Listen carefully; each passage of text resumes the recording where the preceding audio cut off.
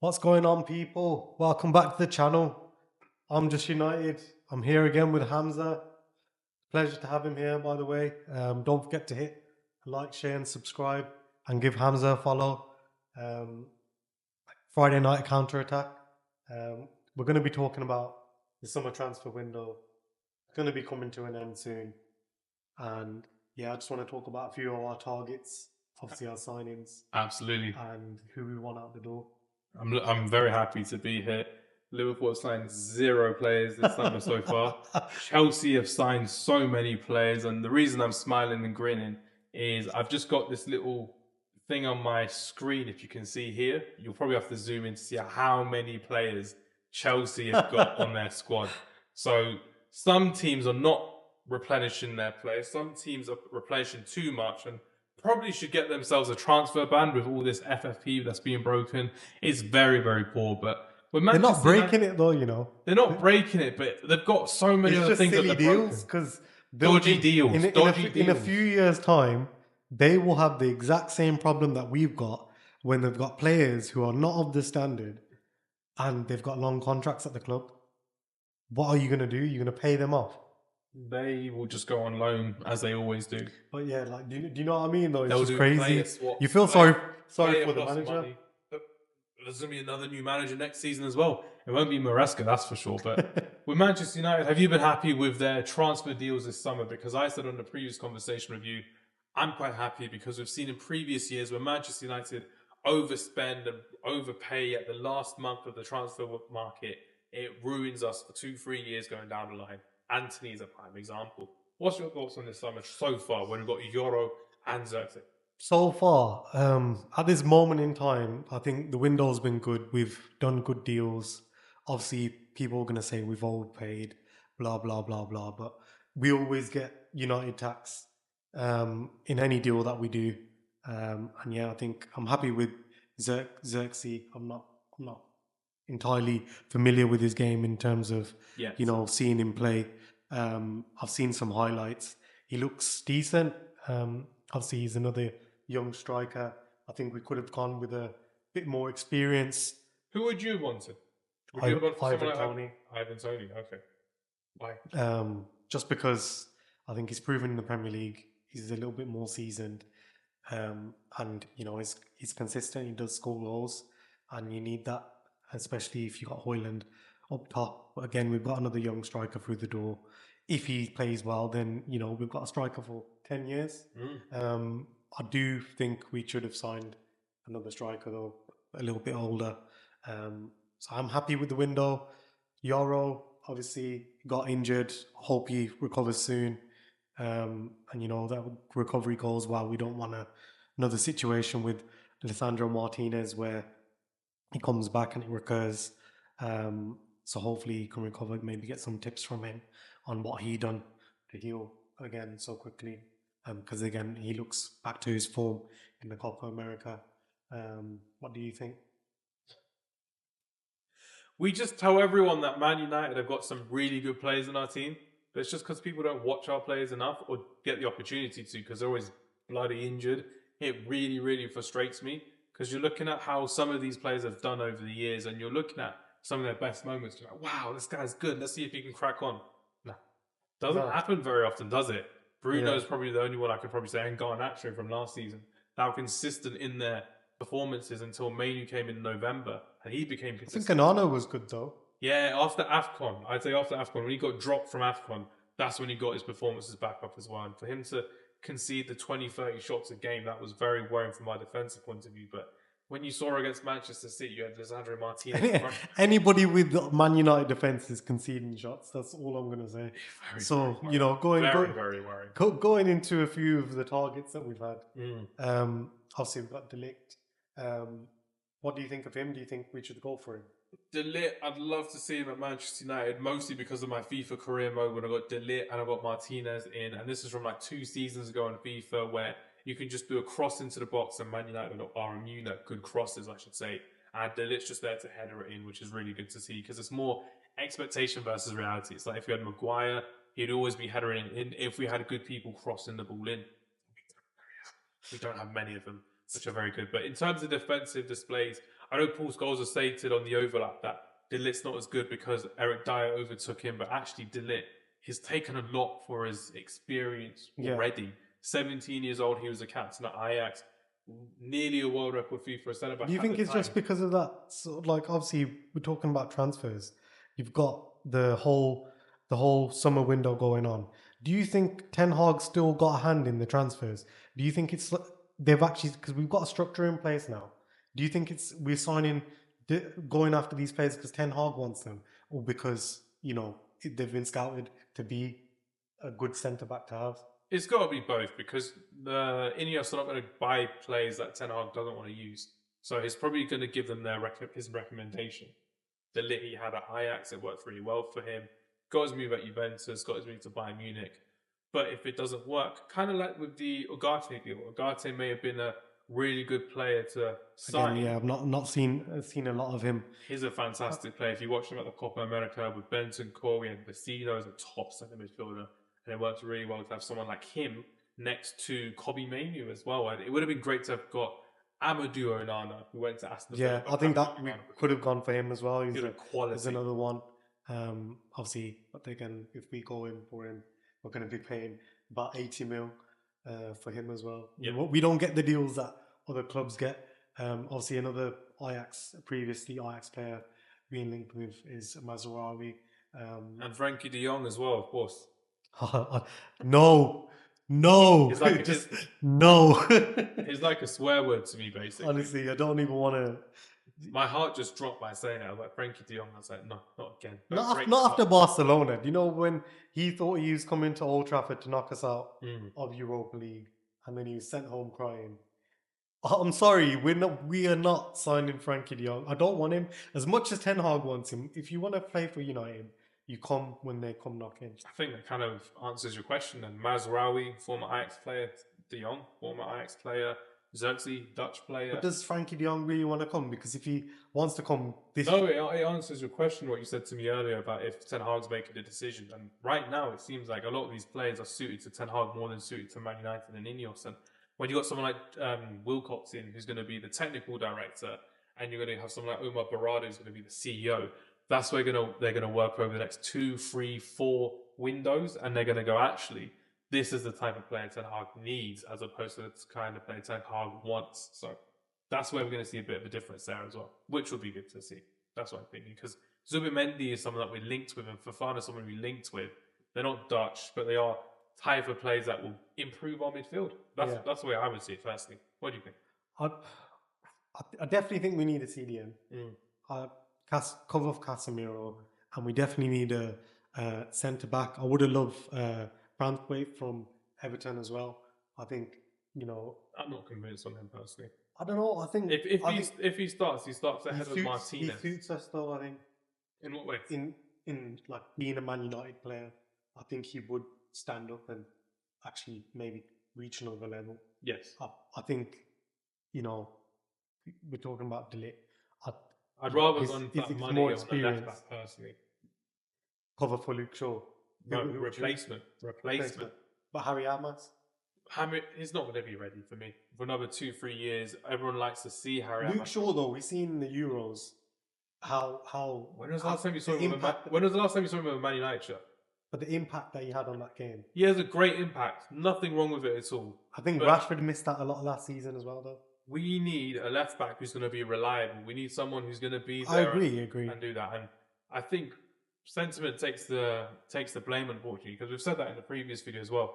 For Luke Shaw to stay for another season at Manchester United, I don't see what's going to work with him. We've got so many good left backs out there, and when you look at it, fullbacks are now dying off because everyone's following Pep's gaze of 4 centre backs. Yeah. Arteta's doing it. You're seeing it in different places across European football as well. But when you need a left back who needs to be flying up and down that wing all season long, like you said, to get the best out. Dalot played well there last season. Fantastic. He was playing out of position. Wan-Bissaka out of position. Lindelof, Amrabat out of position.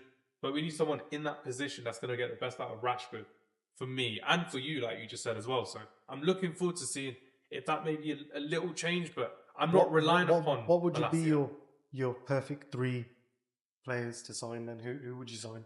Sign from now. I'd say So it's at the time of recording, we're in the second week of August. So if we can sign these players before the end of the transfer market, my top 3 players to sign, I'd sign a left back, a CDM, and I'd probably look to get another centre midfielder as well, because it's very, very worrying. Any player specifically? Yeah, so specifically, I'd like to go for Zubimendi. I think Zubimendi was fantastic in the European Championships when he came on as a sub in the final against Manchester United. And we've not really had a ball-playing midfielder as a number 6 since Michael Carrick has been able to control the game, dictate the game, and hold the ball a lot better, which will allow Kobbie Mainoo to thrive moving forward.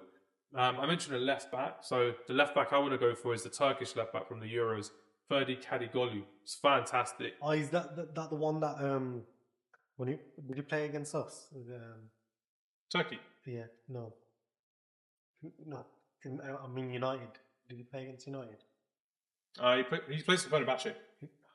Who am I thinking of? You thinking of Milos Kerkez, the Hungarian? Yeah, Kerkez. Sorry.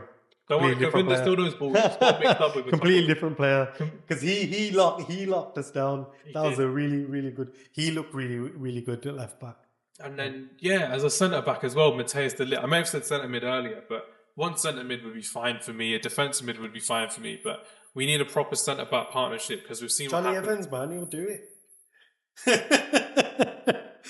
I would love to see Johnny Evans play until he's 41 like Pepe. Happy retirement, Pepe, by the way. But it's just got to be someone who's going to be playing 50, 60 games a season now. And that's the norm in this day and age with the longer Europa League format. No more cup replays from the FA Cup and the Carabao Cup all the time as well. We expected the norm with these 100-minute games in the Premier League now as well. So we need people to be fit, firing and ready. And unfortunately, it's the way football's going now. It's more quantity over quality. That's another topic for another day. But your top 3 signings to make before the end of the season. Definitely before the end of the transfer market. I'd say we definitely need a centre back. Obviously, I don't know what's going to happen with McTominay or Wan-Bissaka. If they go, then we definitely need another right back and a centre midfielder as well. Yes. It's the transfer window. Obviously, we don't know who's going to leave, because that can impact what you're going to do as well. We should have deals in place to get a few people out the door and sign someone. So I'd be happy with de Ligt. I'd like Agate. And who else would I go for? Ivan Toney. I'd love to sign Ivan Toney. Yes. Those would be my main 3. Obviously, I think with Zirkzee through the door, I don't know for. But can you imagine Toney learning from Ruud van Nistelrooy? Cold. So cold. Where is he on here? Where's Ruud? Right there in the middle. Ruud teaching Toney would be crazy. That'd be an elite partnership as well.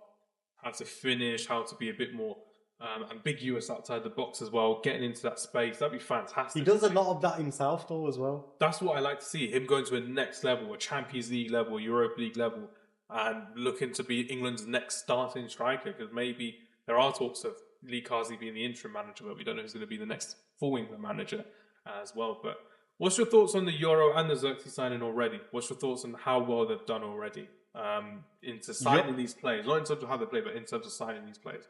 I like the way they negotiated it. Yeah, the deals have been done really well.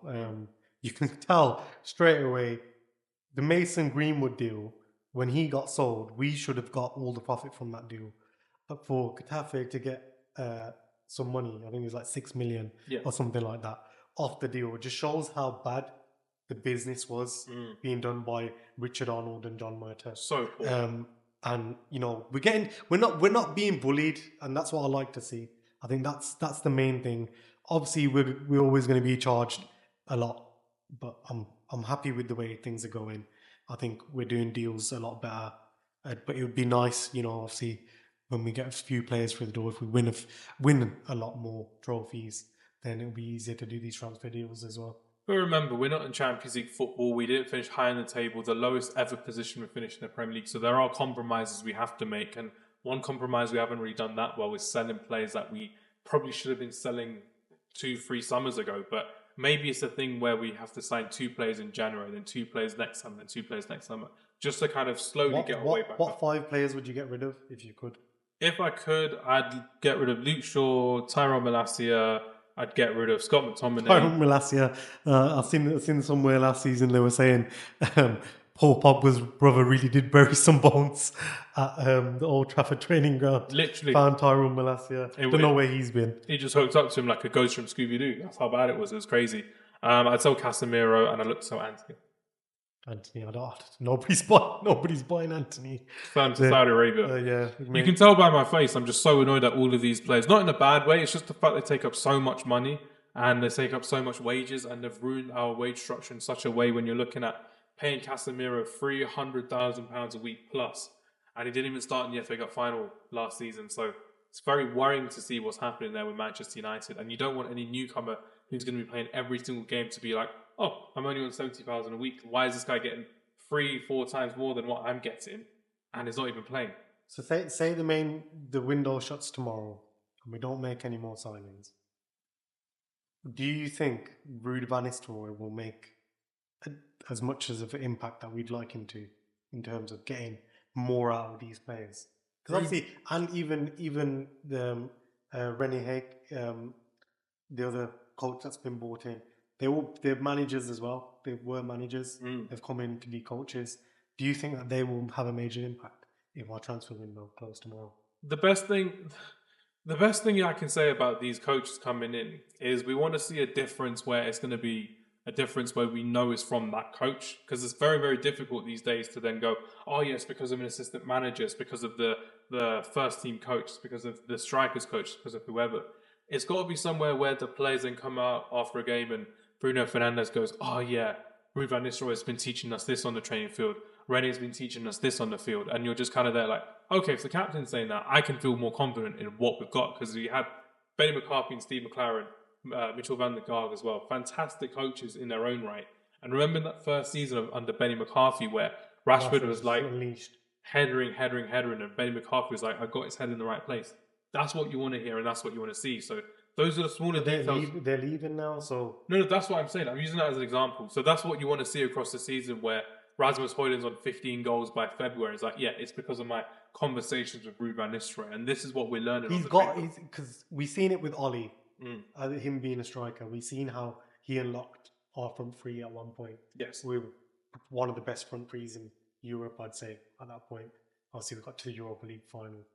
But I'd love to see it from Ruud van Nistelrooy. Xerxes, both Dutch, they'll have that connection anyway. And then, you got Højlund you can learn a lot from. And then hopefully you can get in Rashford's ear and help him block out the noise. Even Ahmad as well. Ahmad's going to have a lot of pressure coming into the game this season. Because realistically speaking, we expect a lot of Ahmad anyway. And as Man United fans... I think he's ready though, As Man United fans, when we're looking at this, we're always like the player who doesn't play as much. He's always looked as our saving grace. So maybe when Ahmad does come into play a lot and he does perform, this is what we're kind of going to Eric Ten Hag saying, well, he missed him all of last season. He missed AFCON because he wanted to train at Man United, and his over-reliance and his luxury of relying upon Anthony has finally got to end the season. And that's a topic for another day as well. But what do you guys think? Are you happy with the transfer market? If you could sign anyone before the transfer market ends, who would it be? Comment below. Good with the outro. See you later, guys. There we go. Take care.